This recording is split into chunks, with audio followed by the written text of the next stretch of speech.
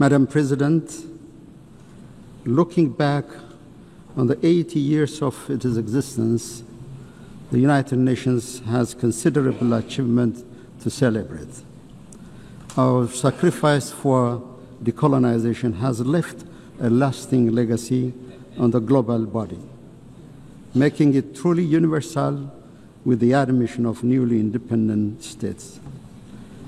Armed conflicts are prevented, humanitarian catastrophes are averted, and deadly pandemics successfully contained. Global cooperation under the framework of the Millennium and Sustainable Development Goals has resulted in a reduction of extreme poverty and paved the way for climate action. These achievements, however, cannot conceal the outstanding need for reform and revitalization. The most glaring one is the inequitable representation of states in the global security, political, and financial architecture. The United Nations must also overcome the systemic problems it suffers from a lack of impartiality, selectivity, and double standards. The emerging controversy over the fundamentals of the international system and the principles of the United Nations Charter is risking the very foundation of international cooperation. These trends should not be normalized or serve as a baseline in the determination of our standards and targets.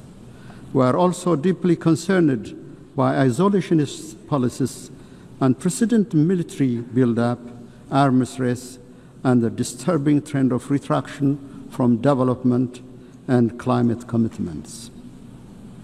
These worrying trajectories are counterproductive to the collective progress of humanity and undermine the very premises of peaceful interstate relations. It is Ethiopia's conviction that the remedy lies within our reach. No state can single-handedly manage global challenges.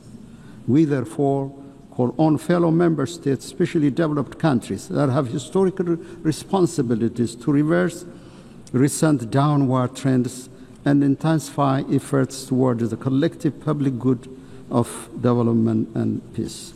Madam President, Ethiopia supports the peaceful resolution of all conflicts. The path of violence must yield to the power of diplomacy. We affirm our historic position on the right of the Palestinian people for self-determination. Direct negotiation among the warring parties is an immediate necessity. Humanitarian assistance must reach to all the people in need. This is not a political preference, but a moral imperative. As Ethiopia has pronounced in its position during the adoption of the resolutions on the two-state solution, the international community should join hands to end the vicious cycle of violence and stalemate in order to give peace a chance. We wish to underscore any proposed peace and reconstruction plan in the Middle East should not create complications to adjacent countries and regions. More than any time before, the United Nations is indeed called upon to face events that greatly exceeds its powers and capabilities. It was in 1949, at the fourth session of the General Assembly, the Ethiopian delegation forewarned the risks of ineffectiveness and intrusion into the mandates of the General Assembly. This was caused by the excessive number of bodies and mechanisms created. It is in this light that we see the ongoing reform process under the UN 80 initiative as an opportunity to preserve the mandate of the General Assembly by rectifying its dispersion to a multitude of other bodies. Ethiopia reiterates Africa's long-standing call that there should be more decentralization and deployment of institutional and financial capacity to the global south, especially to the African continent, where the United Nations has most of its programs. Madam President, Africa, guided by Agenda 2063, is advancing development as its preferred security policy. The continent is scoring a higher rate of economic growth. Domestic revenue mobilization is on the rise. Africa's climate action in renewable energy development, emission reduction, and afforestation is indeed unmatched in any other parts of the world. Efforts to enhance public welfare, combat transnational threats, and decrease inequality are being intensified. Despite these achievements, the global crisis continues to impact Africa's capabilities to deliver on development aspirations. Chief among this is the compounding debt crisis.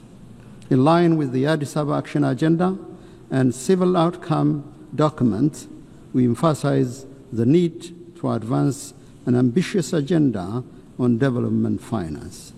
Coercive measures and trade restrictions, in particular those targeting Africa, must be lifted immediately.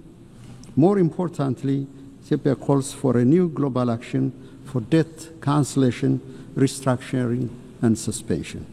Madam President, it is our view that the national security of states, especially those in the same region, is indivisible and interdependent.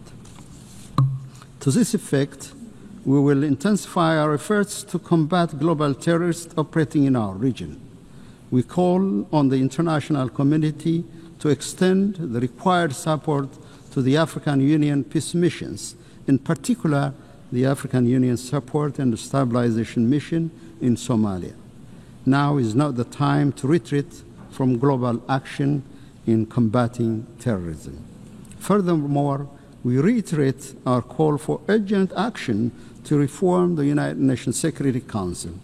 Africa's representation in both categories of membership of the Council must be given priority. There is no shortcut or half solution to this long-standing pursuit for justice. Distinguished delegates, excellencies, I have the distinct pleasure to share with this august assembly recent milestones of great significance achieved by the people of the Nile River Basin. With the entry into force of the Agreement on the Nile River Basin Cooperative Framework, the Entebbe-based Nile River Basin Commission is nearing establishment. This year, we also celebrated another milestone. On the eve of the Ethiopian New Year, Ethiopia commissioned the Grand Ethiopian Renaissance Dam, which transforms Ethiopia's renewable energy generation capacity. The Grand Ethiopian Renaissance Dam, with an installed capacity of over 5,000 megawatts, signifies our commitment to clean energy for all. Its true meaning is found in the lives it transforms. The Renaissance Dam brings light to 60 million Ethiopians who currently lack access to any form of clean energy. It promises power to Ethiopia's energy demand, which grows by more than 20% every year. It is a symbol of liberation of millions of Ethiopian women and girls, freeing them from the back-breaking search for firewood. The dam will be instrumental in the attainment of all of the Sustainable Development Goals. It boosts our capability to provide clean water to our people who live under chronic shortage, create employment to our youth, and ensure food security. GERD also enhances regional connectivity. The overwhelming support and solidarity we received on the occasion of the inauguration inspired greater efforts to forge cooperation among the riparian countries of the Nile River Basin. Madam President, our Pan-African aspiration to break the vicious cycle of underdevelopment should bring our countries together to realize initiatives that will transform the lives of our people. The time is now to work towards Africa's true independence, driven by African agency and guided by the common destiny of our people. Ethiopia, with its second largest population in Africa and significant maritime trade places high importance on the safety and security of maritime navigation in the Red Sea and the Indian Ocean. We concur with the Secretary General's statement during the Awaza conference that no state should be locked out of opportunities for growth, finance, and technology due to geographical circumstances. The international law maxim that defines the high seas as a common heritage of mankind and guarantees equal right of access and use to all states must be brought to reality. In collaboration with other states, Ethiopia will work towards a comprehensive approach to ensure equal development and security for all states along the Red Sea and the Indian Ocean. Ethiopia will also keep on advancing this legitimate policy objective through diplomacy and peaceful engagement. Madam President, in conclusion, I'm convinced the spirit, genius, and competence of humanity towards unity, justice, and collective well-being will triumph over the current atmosphere of rivalry and hopelessness.